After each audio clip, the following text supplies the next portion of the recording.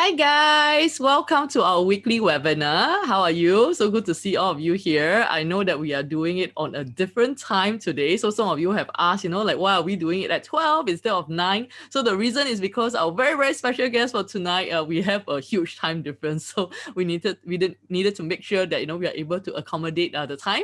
So anyway, still very good to see so many of you here today. So without further ado, I would like to jump straight in today because I know that, you probably would have a lot of questions for Dawoon. But anyway, do feel free to say hi in the chat box, if you're here for the first time, how it works is that we are not able to see you or hear you, but you can, say hi to us in the chat box. And of course, if you have any question for Dawoon, you can also put it in the Q&A. Yeah. Hi, Evelyn. Yeah, I've seen quite a number of you, say hi to us just now. Hi, Has. Hi, Jia Hao. Thanks for joining us. Hi, Thomas. Okay, so maybe just to give us a quick overview, of where everybody is from, maybe you can let us know in the chat right now, where are you from, what country are you from, what city are you from, so that Dawoon will also have a good indication of our participants for today. We have Priscilla from Jakarta, Ishu from Singapore, Evelyn from Singapore, Thomas from Singapore. Wow, okay, Singapore team going very strong today. Kenwin from Singapore, Hess from Malaysia, Selangor. Yeah, do we have any people from Hong Kong, from Thailand or Indonesia today? We have Jesney from KL who say that she's having lunch while she's listening in. Awesome. We have Kylie from Hong Kong. Welcome. Awesome. So I see, definitely we have, a lot of people from different countries with us here today. And also a very quick question I want to ask all of you guys, right? Because obviously, you are joining here, this webinar because you have seen the topic for today. And I think, everybody knows Coffee Meets Bagel. I've been telling Dawoon, it's like, Coffee Meets Bagel is like one of the most, if not the most popular app here in Asia, right? So maybe I'll just do a quick poll very quickly, right? So how many of you here are actually using Coffee Meets Bagel or you have used Coffee Meets Bagel before? I'm going to launch the poll. So this is also another thing that we'll be doing throughout today's session. It's something that's very interactive, it's very engaging, it's very fun. So we don't want to be the only people talking. We want you guys to be participating as well. Wow, okay, so the numbers are coming in, more than half of the room have already voted. Okay, if you have not voted, you don't want to be in the minority, okay, so please do vote. We already have more than 60%. Awesome. Okay, so definitely, we see a lot of people who have voted, 60% say that, yes, I have and I'm still using. We have maybe about 30% who say that, no, I've not, and about 10-12% who say I've not, but I want to try. Wow, okay, that's great. So I think this is definitely a very good opportunity for you to, find out more about Coffee Meets Bagel if you have not tried. And also, of course, ask, our speaker for today. I'm so excited, right, to have her here with us, Dawoon, who's going to be sharing a bit more with you about her journey. So before we get there, I just want to do a very, very quick introduction of myself and also about the business. So I know that a lot of you guys, have joined us for many, many times, but I think we do have some newcomers here today as well. So just quick one, I'm the CEO as well as co-founder of Lunch Actually. So have been doing this for the last 16 years, started a business with my then boyfriend, now husband, inspired by my ex-colleagues who were bankers, a lot of them were single and not dating. And I thought okay, how can I help them, right?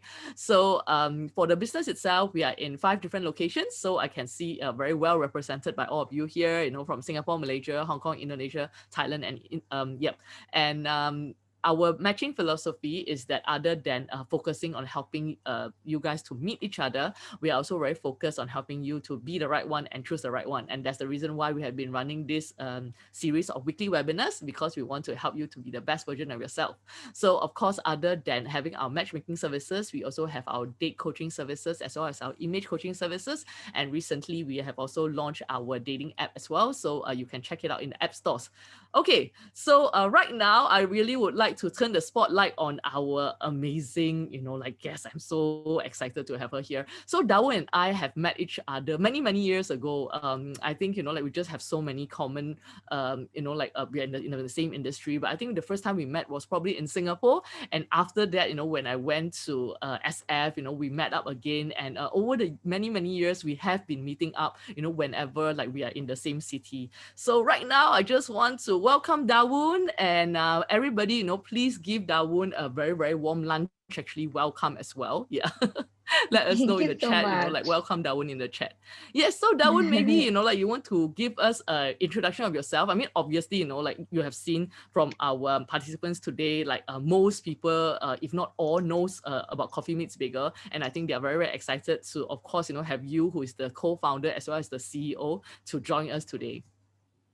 Yeah, hi everyone. Thank you so much for having me today, and thank you, Violet, for that awesome introduction. My name is Dawoon. I am co-founder and chief dating officer of Coffee Meets Bagel.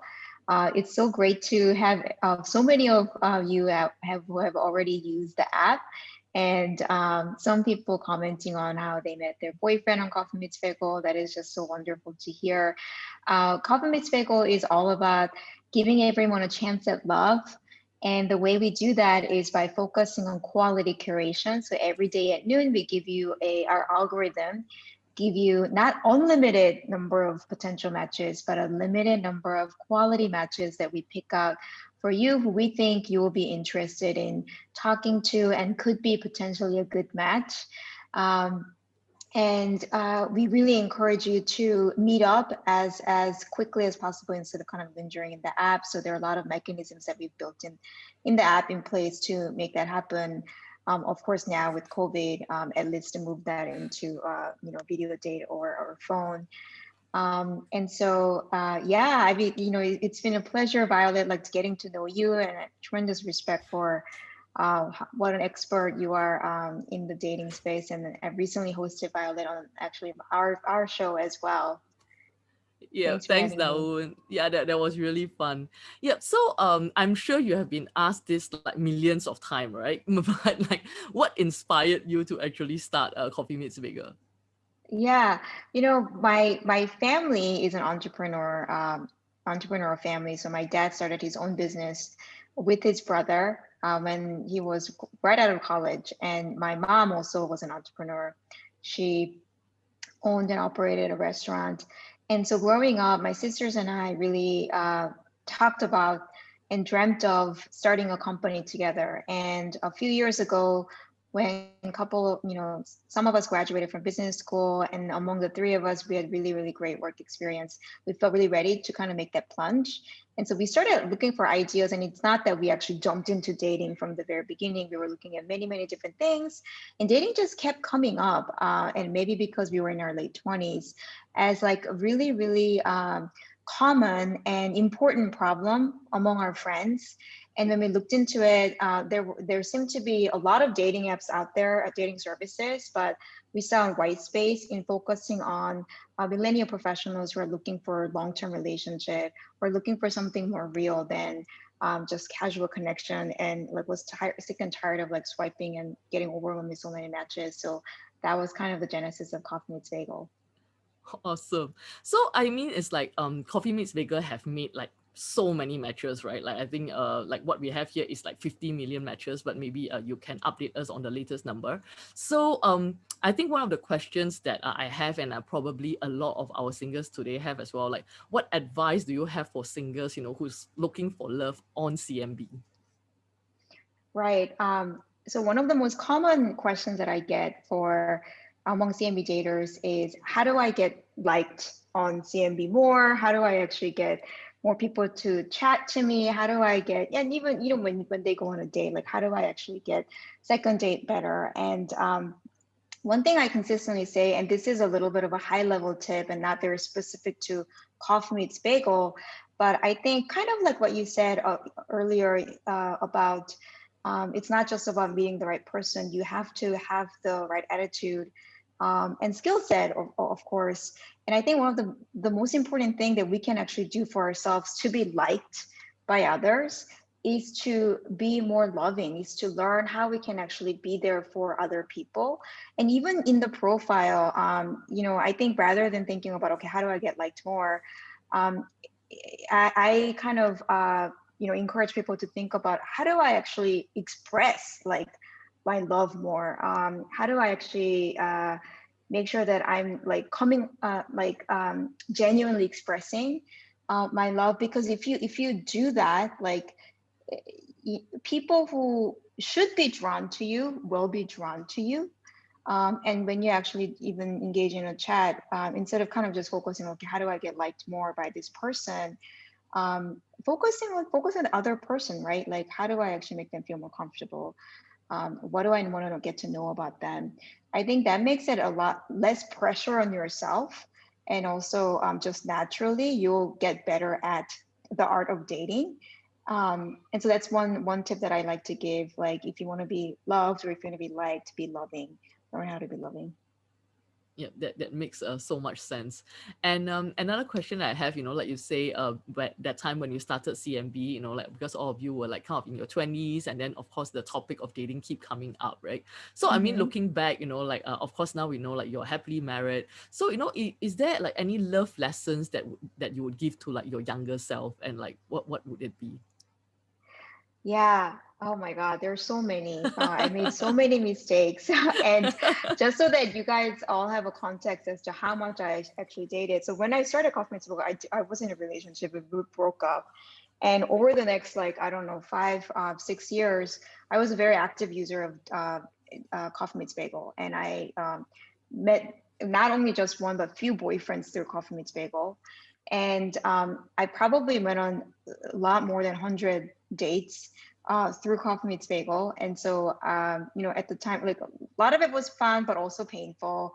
But all kind of worked out in the end because through that experience, I was able to accumulate a lot of knowledge about what works in dating and how do I want to show up as a dater. Um, so one of the tips that I would give to myself in my 20s is, you know, if you're looking for a thriving long-term relationship, if that is what you're looking for, which on Coffee Meets Bagel, that's what we're focused on. 91% of our CMB daters say that that's what they're looking for.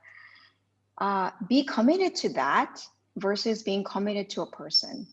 I don't believe that there's only one person for you to be in a thriving long-term relationship, but there's not that many, right? So most of the people that we go on dates with will not be that person. And so if you too quickly attach yourself to a person, or even when you find out that this person, or even if you start getting the sense that this person probably isn't like a good partner for me long term, if you just keep attaching yourself to that and act in contrast to what you say you want, which is long-term relationship, then you're never going to get there. And so if that's what you're really wanting, like, be committed to being in a long-term, like, thriving long-term relationship versus being attached to a person. I think that's a really important distinction. There are a lot of us, it's hard to practice.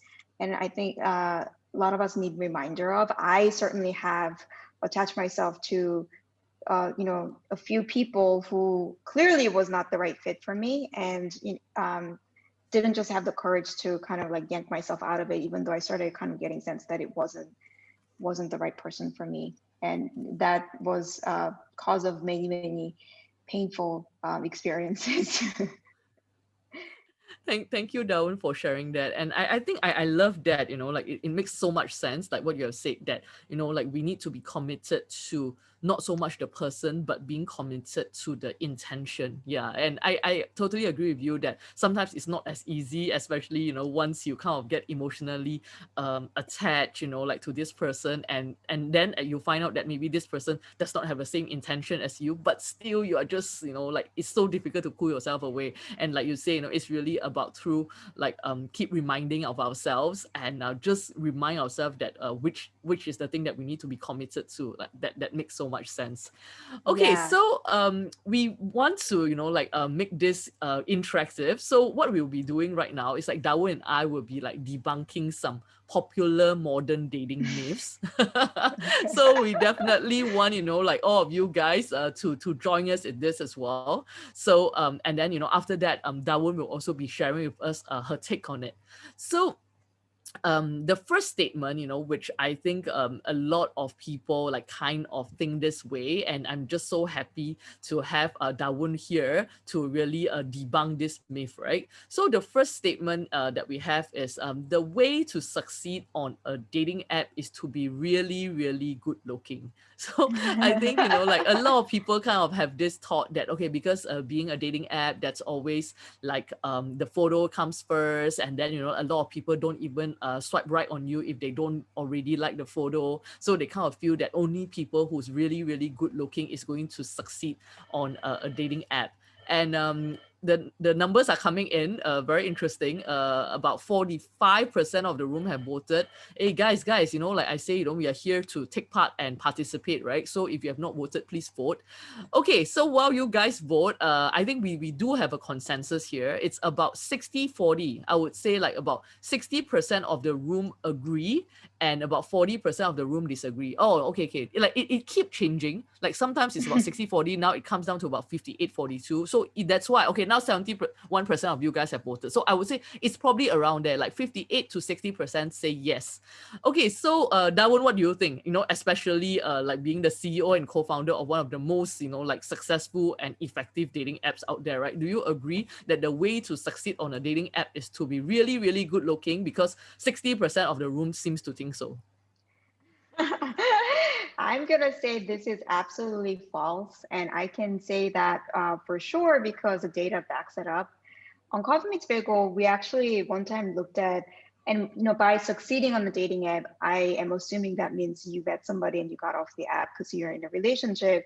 And we have a lot of those people, and we looked at the profiles of those people who met somebody on Coffee Meets Bagel versus people who have been using dating Coffee Meets Bagel for some months and we're still actively using Coffee Meets Bagel. And we were trying to answer exactly this question: what sets this group apart? Versus people who are continuing to use dating apps. And I'm not saying that looks doesn't play any role in dating. Of course, we're all visual folks, and looks does play a role. But what was surprising is that the like popularity like did not like how much they get liked, which you can kind of correspond to looks and whatever else, did not actually have any correlation or connection to the group that who succeeded in meeting somebody. The only difference that we found, uh, surprisingly not surprisingly, was the length of their profile. And so people who, the couples who actually found each other had significantly more like longer profile. And there was a cutoff point. It's not like longer is always the better. So there was, so you don't want to be writing essays, Yeah. but they certainly had significantly longer profile than the group that actually didn't find somebody. And it really speaks to how engaged you are, right? And I think people underestimate the importance of showing engagement on dating apps. You have to kind of imagine yourself in other daters' shoes, right? Like you're using the dating apps yourself, so you can kind of empathize with the experience that everybody else is having.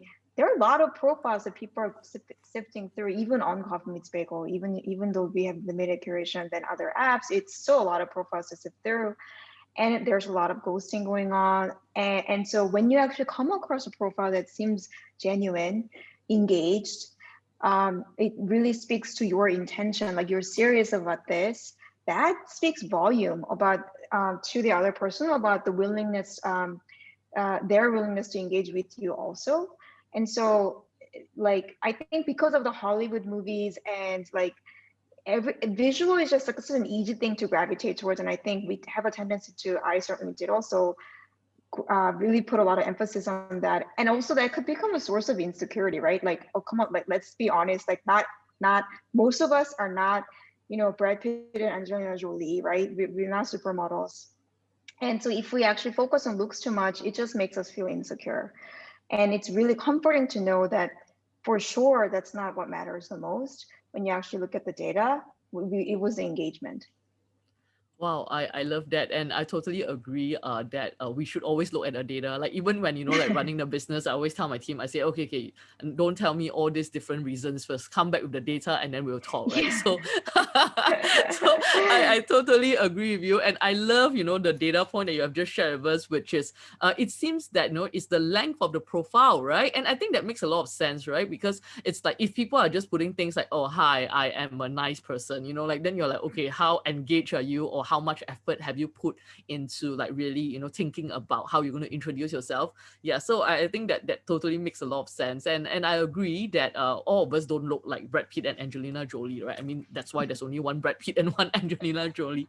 Yeah, so yes, so I think looks are subjective, and I think maybe our participants today, you really want to focus on what Dawoon have just mentioned, which is really looking at what you talk about in your profile as well, and making sure that it shows that you are genuine as well as you're engaged.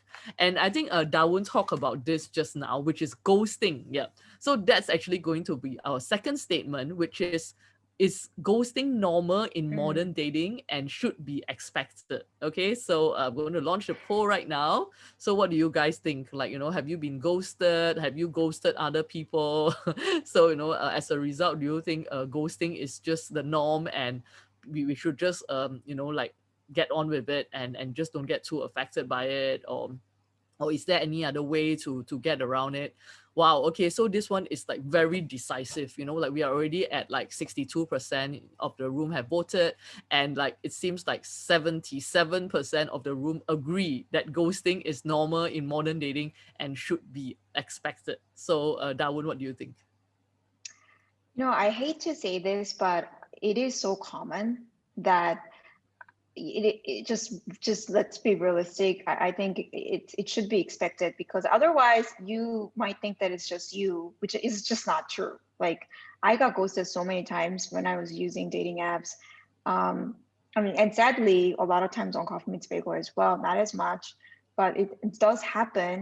And it's kind of like the I think just a consequence of, one, like our collective like culture. Like, when one person starts doing it, then it kind of starts spreading like a wildfire.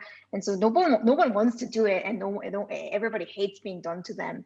But because people are doing it to you, you actually think it's okay, and you end up doing it yourself as well. I've definitely ghosted sometimes. Try not to, but and like, because again, there is a lot of profiles involved. People use multiple dating apps, and dating apps has become one of the main sources of us using, um, for meeting people. There's a lot of like profiles to go through, right? So even though you may not like sometimes intentionally ghost, sometimes you forget, and sometimes you get busy. And so I just don't want people to take it personally when that happens, and get really disappointed. So I think it's true. Thanks, Darwin, for that very honest take. Yeah, I agree.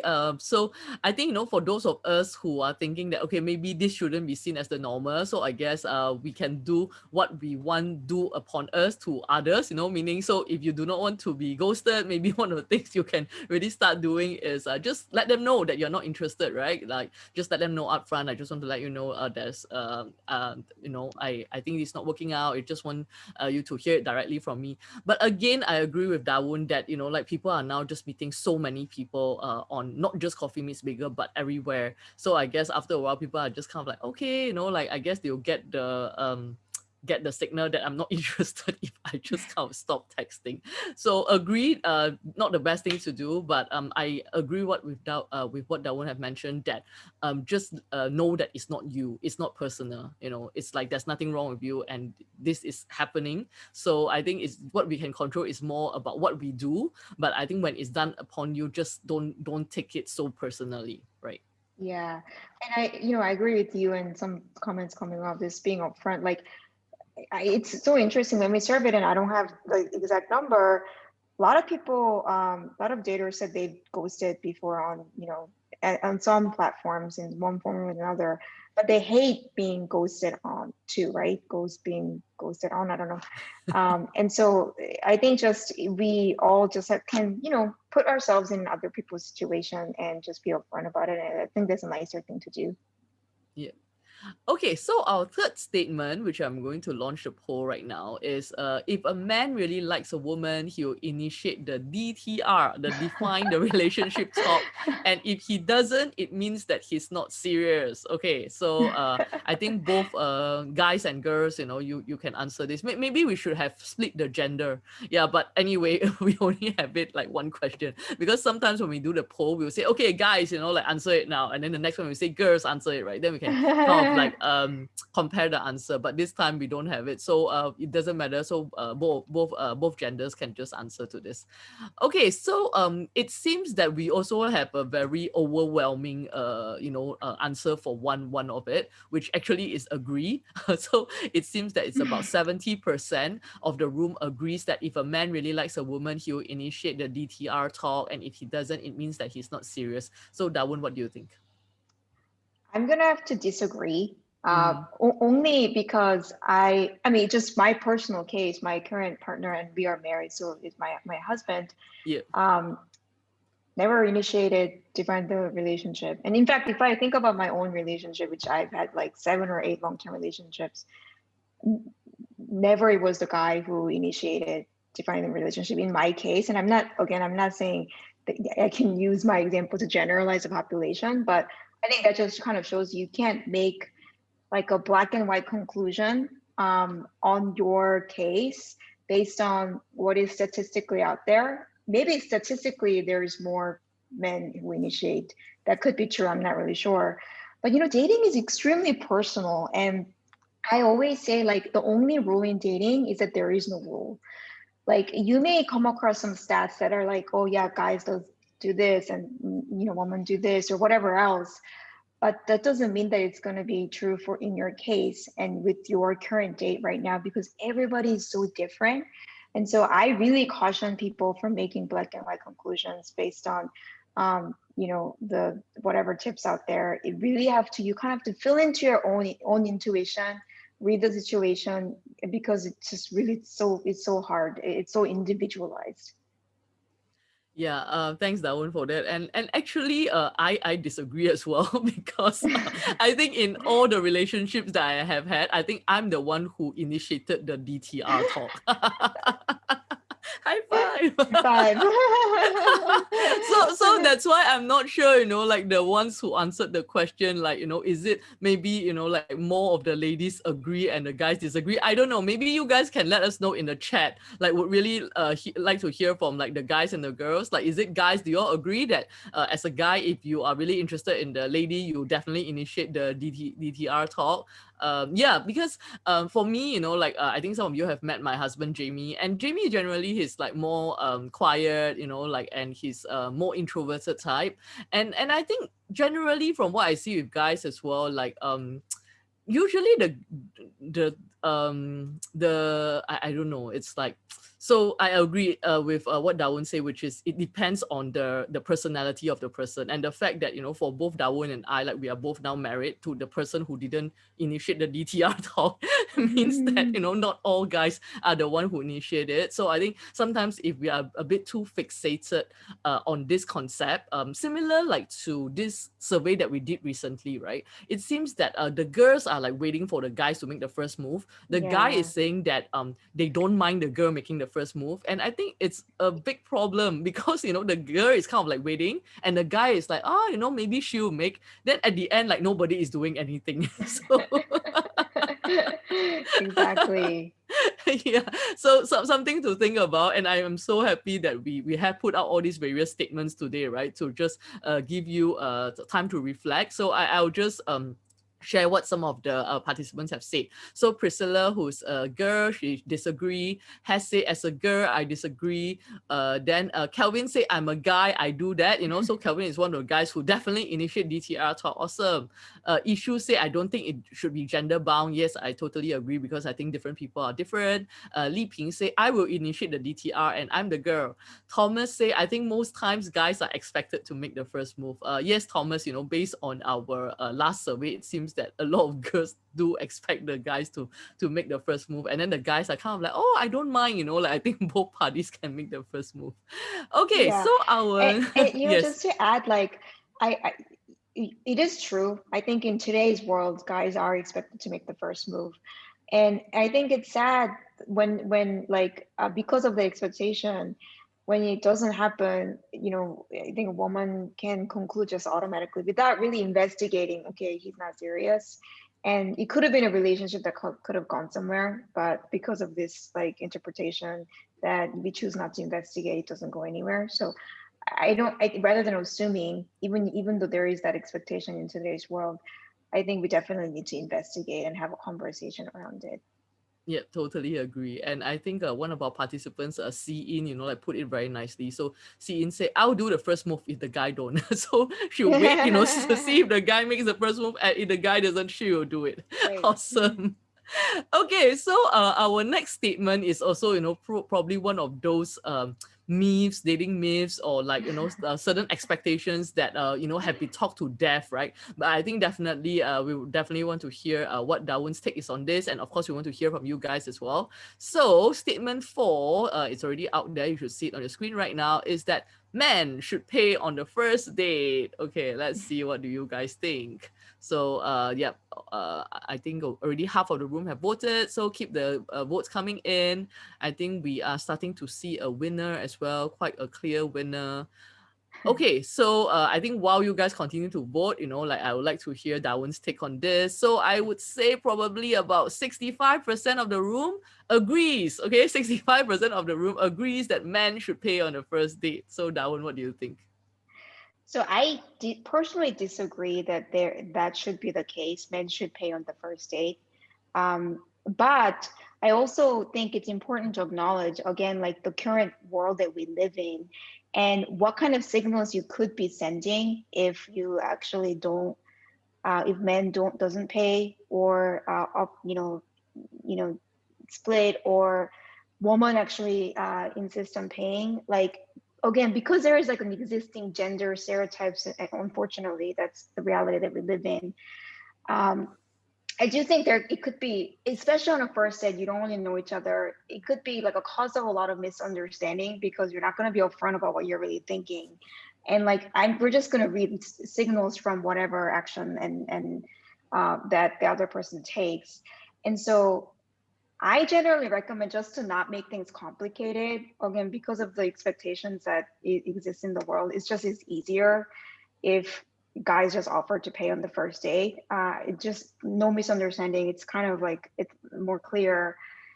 So that's kind of my recommendation. It's not fair or like right, but I think the reality is kind of what reality is. Yeah, I agree with you. And I think on the woman's side, I always say that even though, like I think when the guy offers to pay, please also just don't sit there and just, like not do anything. Yeah, because I think the last thing we want the guy is to feel that, oh, like she's just here for a free meal, which is quite scary. Apparently, Yeah. like quite a number of surveys have been run, right? And I'm Mhm. not sure whether that one you have come across this. Apparently, like 1/3 of women actually go on dates for a free meal. I'm like, wow, okay, Mm. really? Wow. So I think, definitely, we do not want the guys to feel that we are just trying to leash them off a free meal, right? So what I always say to ladies, when it comes to like so-called the check dance, is that, like if the guys, like what Darwin have said, offer to pay, like I mean, what I always do is like I'll start like looking for my wallet, right? And then I'll kind of like, oh, so how much is it? And then usually the guy would just say, oh, it's okay, I'll take this. And then at that point, I'll say, oh, okay, the next one is on me, or, like, let me buy coffee Right. later or something. Yeah. So I think, like what Darwin have mentioned much earlier as well, like at the end of the day, we are looking for like a long-term relationship. And I think we want to also show that we are genuine, we are engaged, and, we're not looking to just kind of take advantage of the other person. Yeah. And, I just want to note that, like, I think that's really cool. The specific examples that you gave, let's not, it doesn't have to be a big thing, right? And I also want to say that sometimes, like, I think, again, because of the society that we live in, like, a lot of women, even if they want to pay, they feel a little bit awkward, like, because they're thinking, okay, if I insist on paying, what does it actually, like, how are they going to think? What signal am I sending? So then, like, let's just kind of not deal with that. So, like for those gentlemen who are worried about being taken advantage of, like, just because women don't offer to pay, I don't think that also doesn't mean that they're like there to free binge. It is a complicated topic, because dynamic, because of the world that we live in right now. Yeah, totally agree. And I think that one thing that I've observed as well, right? Like I feel that with like the younger generation, like maybe people who are now in their 20s, like early 20s, like I what I'm hearing, because I am mentoring some of these young ladies, it's like they actually do not want the guy to pay. it's like they Mm-hmm. are very insistent of paying.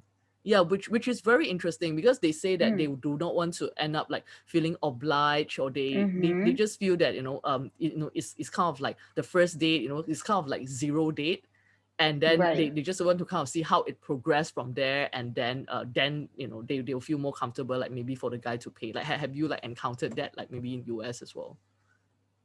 I think even in the US, the general, like I forgot the poll number that you quoted.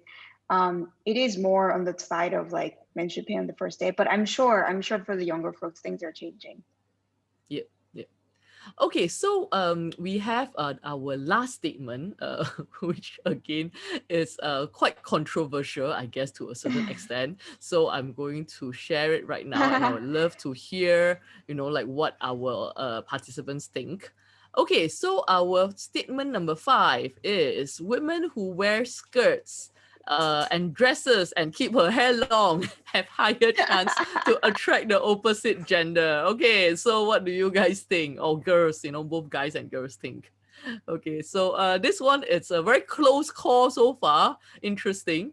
Yeah, so I wish that we could have done it with the opposite gender, because would love to hear like what men and women think, right? So again, if you have voted, like please feel free to share your answer in the chat as well. Like so you can say as a girl I agree, or as a guy I disagree, and maybe you can say why.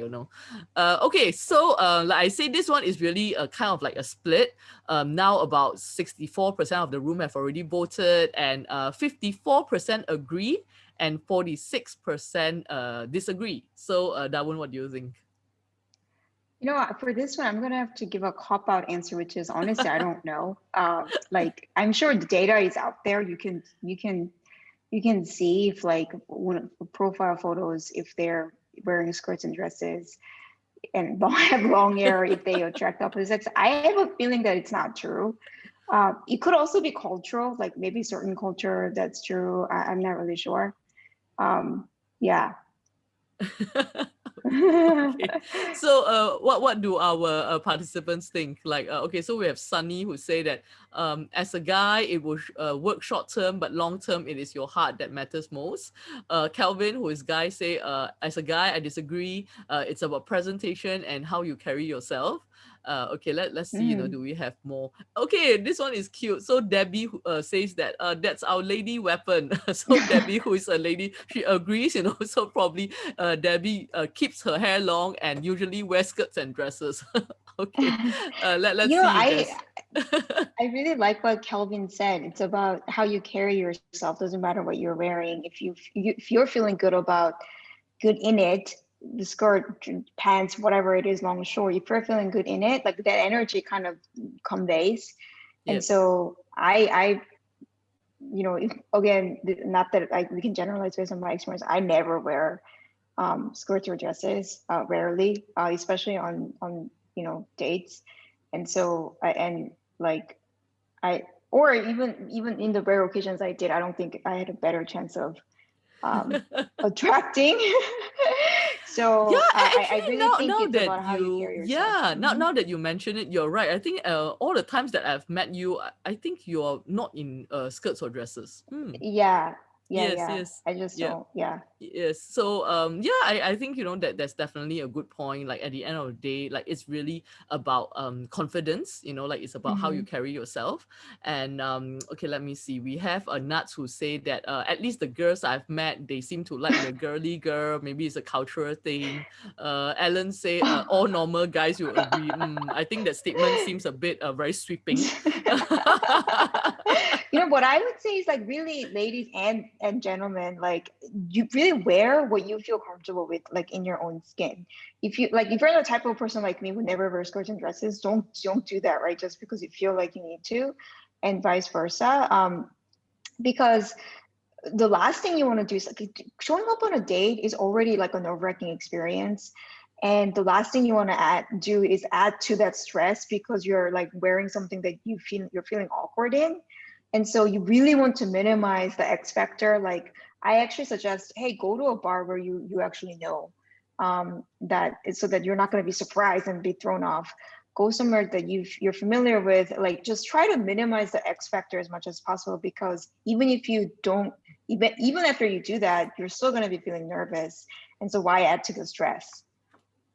Yeah, that makes so much sense. I totally agree. It's like, despite like maybe your image consultant or your best friend say that, oh, like you should really change your look, like you should do this so that it might be more appealing and things like that. I think at the end of the day, it's really you need to feel comfortable because it's like, Yeah. even if this particular outfit, like it might be very appealing or it's very attractive, but if you don't feel comfortable, then the date is not going to work out. Yeah. Yeah. But don't wear pajama, please, to your date. That's not Yes, what we're yes. saying. Yeah. No pajamas. And also based on one of our previous webinars, like guys, please do not wear sports jersey as well.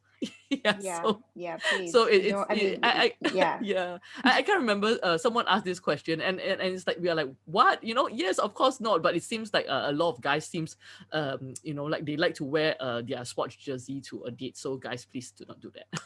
yeah. Okay. And like some people, I've heard people say, well, but that's kind of how I dress normally, and I should be true to myself. I mean, it's true, you should be true to yourself, but again, you need to think about what kind of signals you're sending, because the first few dates is all about signal reading. Like nobody's going to actually comment or ask questions honestly about what they're thinking. And you want to at this don't wear something uncomfortable that you never wear, but you also don't want to be looking so sloppy that the other person's going to think, okay, you're not even serious about this, you don't really care about me, and you're just here to, I don't even know why you were here, right? You don't want to give that signal. Yeah, for sure. So, our last question for you, Dawoon, at least the one that I have. I'm sure like some of them have other questions as well, so we'll get to there. So, my last question for you is actually, like after creating like all these 50 million matches, right? Is there anything surprising that you learned that you initially did not expect, or maybe there might be many? So maybe you want to choose one that like you feel is the most surprising, and what would it be? Yeah. Oh, that's a great question. And now we've surpassed 100 million matches. So yeah, I'm really we just recently celebrated that, so I'm very, very happy. Awesome. Um, one thing that I was really surprised and um, like kind of learned quite later in my career at Coffee Meets Bagel, or my startup journey at Coffee Meets Bagel, is this importance of investing time to cultivate skill set in dating, which sounds kind of like duh, but I don't, it didn't come naturally to me. And I don't think we're ever taught, hey, dating is a skill that you need to learn.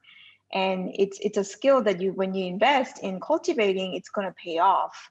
I always thought it was about meeting the right person. And when I meet the right person, things are just going to work out. But over time, from my own dating experience and observing and talking to so many daters out there, I realized that's just simply not true. What's unfortunate is, and could be also empowering, is even if you meet quote unquote the right person, um, there can be many miscommunications that happen that really prevents you from moving the relationship forward. And that's really sad, right? Because it's hard to, come across somebody that you're really excited about. And so invest the time to cultivate that skill set, how you communicate, how to navigate challenging conversations, um, how to give love, to practice giving love to other people, not just the person you're interested in, but everyone, every date you show up, how to be present, how to really listen well, how to be engaging so that the other person feels really comfortable around you. Those kinds of things are going to accelerate your jumpstart, or exponentially improve your likelihood of finding a long-term relationship. Don't just focus on like, okay, I'm just going to wait for the right person, because that just simply isn't true.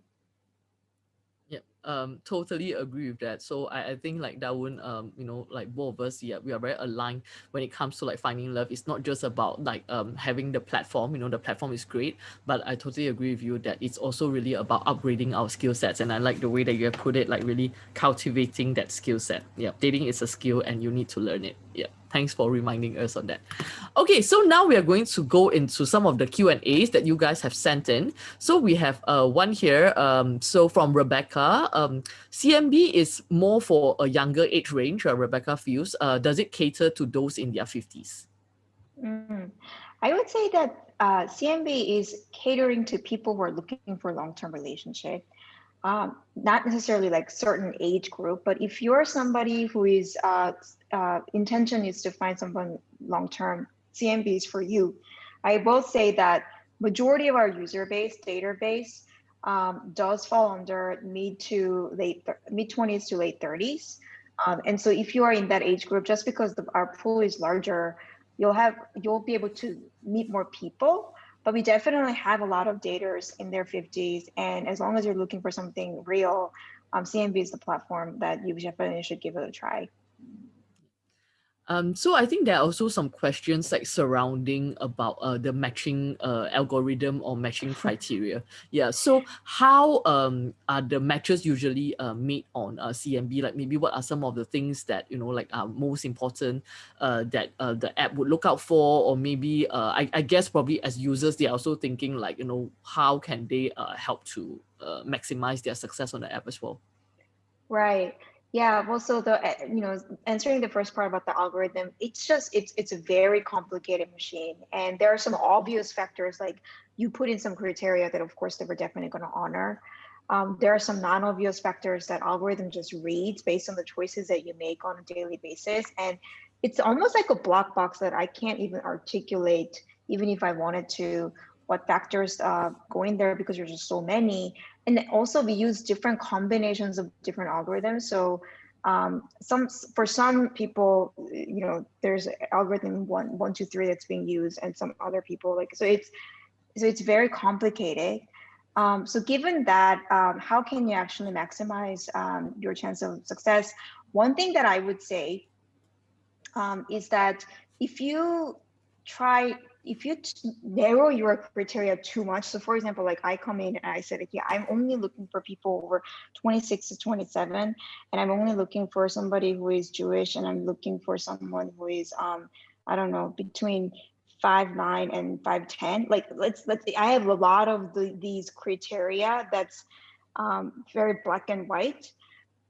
We're going to honor that. The algorithm is going to honor that. And now they're trying to curate quality people. Its quality is people who meet your criteria and who, should be interesting to you, who is like share your values and all that stuff. Like they're trying to curate that person from like tiny pool of people. And so now you don't really have a chance to filter based on things that I think really matter in a long-term relationship. So, I think a lot of us come in thinking that, okay, if I have a lot of filters, I'm going to meet somebody that I like faster, but it's actually counterintuitive. Because algorithm is trying to filter in addition to whatever criteria you put in, it's already going to filter more. But if there's like very limited amount of filter people that they can filter from, it's just not going to work. So that's something to think about as you sign up and put your criteria. Yeah. We have another question here. So I think definitely as more people are using apps, like the scammers, they also know that. So they are also trying to infiltrate apps. So I think the question here is like maybe on CMB side, what is being done to like get rid of all these scammers as much as possible, and maybe as a user, like how to filter through the scammers in the app. Yeah. So yeah, this is one of the biggest and the most important problems that we try to address as a company. And we right now use a professional, like a third-party vendor that specializes in safety. They're called Sif Science. And I know quite a number of dating services that actually use that because they're very, very good at identifying scammers. There are certain patterns, like there are a lot of factors that they look at, like IP addresses, comparing self-reported location versus their IP. How old is their email? How old is their phone number? Is the phone number real? Like just like a lot of different factors that this machine can use to identify scammers.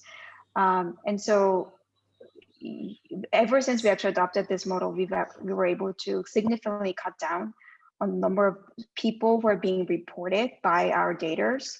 Of course, we're not going to catch everyone. It's not going to be 100%. So we do have mechanisms for people to be able to report, and we rely on that to ban people automatically. If there's a certain number of reporting that you receive, you actually get banned automatically from the platform. Sometimes we end up banning real daters as well, but we rather kind of take that chance versus letting fake users roam around. I think as a dater, what you could do is we actually have an article that we dedicate as soon as people sign up. You actually are directed to this article if you're interested in reading, like, hey, here's how you can prevent scammer. Like, of course, never, ever transfer money.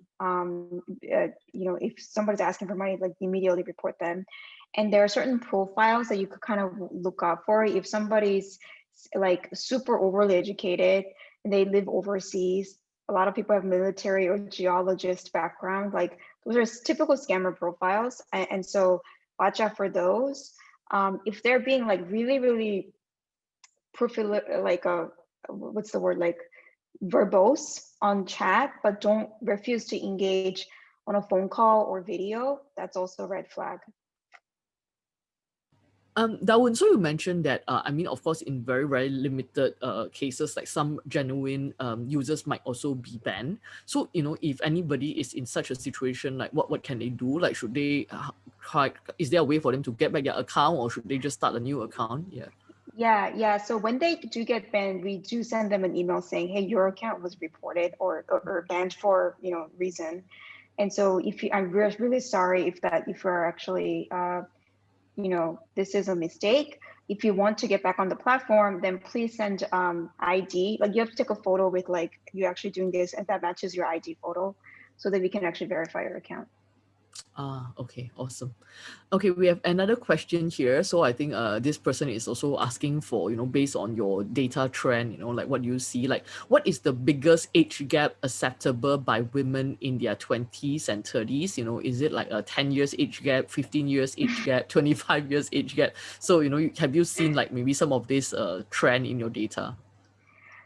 So statistically, there is no, I mean, again, dating is personal, so not everyone's going to fall into the statistics. But what is interesting is when we actually look at the criteria that men and women are open to on the age group, I mean, I guess it's very, I don't know, maybe biologically driven. For men, there doesn't really seem to be limitation when it comes to like minimum age. It's always like, they're always open. Doesn't mean that they're actually going after like only young women, but like younger women, but they're open to wider range of like women who are younger than them. When we look at women, generally speaking, it actually like is like plus 4 or 5 years around their age. And so as they get older, or if they're younger, like the age criteria just kind of moves around their age. That's what we see.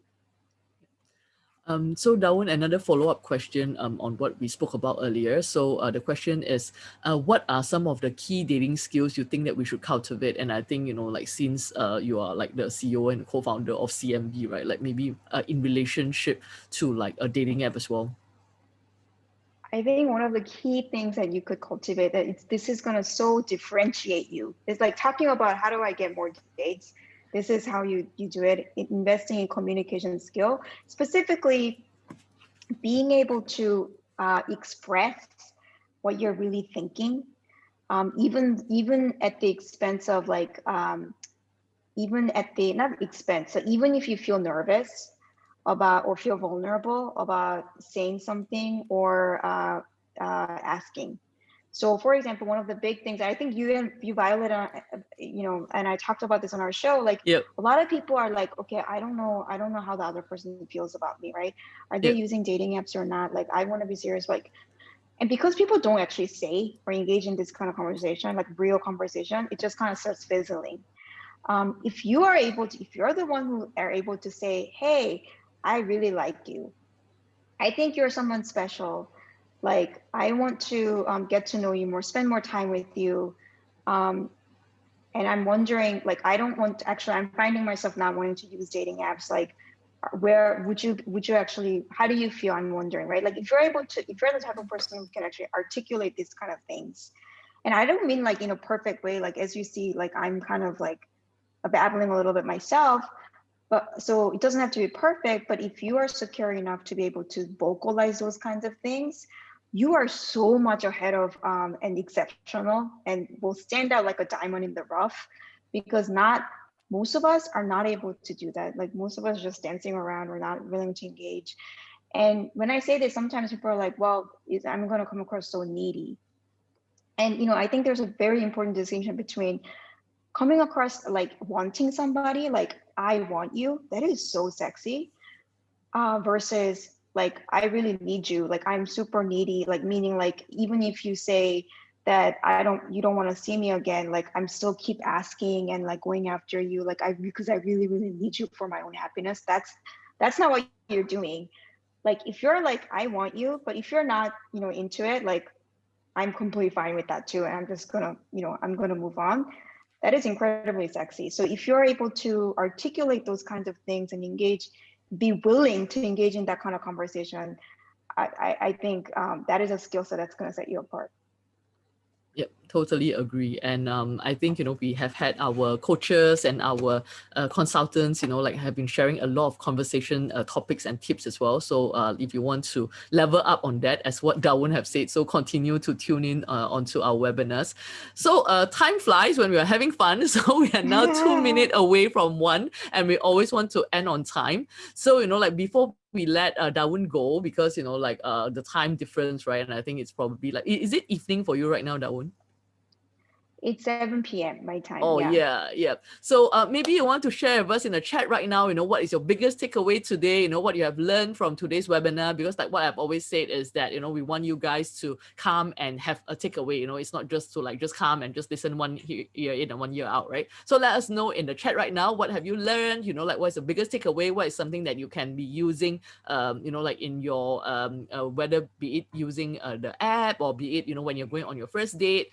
And also, as always, we always have something special for all our participants for the webinar.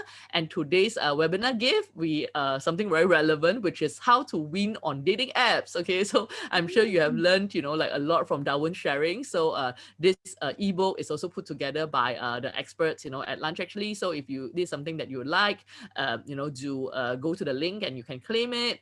And I also want to share very quickly that we are having our last webinar of the year next Thursday. So it's going to be at our usual timing, which is at 9 p.m. So we thought it would be awesome to bring in a coach to talk to us about, like a year in review, and of course, looking ahead to 2021, how can we all, do a love audit and also plan for our dating journey going forward. So, and now it's 1. So I just want to take this time to really thank Dawoon for being so generous with her time and so generous with her sharing. I think we all have learned a lot from her today. Sunny say, Dawoon said, be more loving. So that is his takeaway. Like Nat say that learn that relationship is a skill and I will be investing some time in it. Awesome. Issue say skills and engagement. Thomas say checking out the app right now. Awesome. Yeah. So Dawoon, thank you so much. I think Thank I won't be seeing you. you anytime soon, unfortunately. But definitely, once we are able to travel, I look forward to seeing you either here in Singapore or maybe, the next time in US. So do take care. Merry Christmas and Happy New Year in advance. And once again, thank you so much for being with us today. Happy holidays, everyone. Thank you so much for having me. Happy dating. Thank you. Bye. Bye.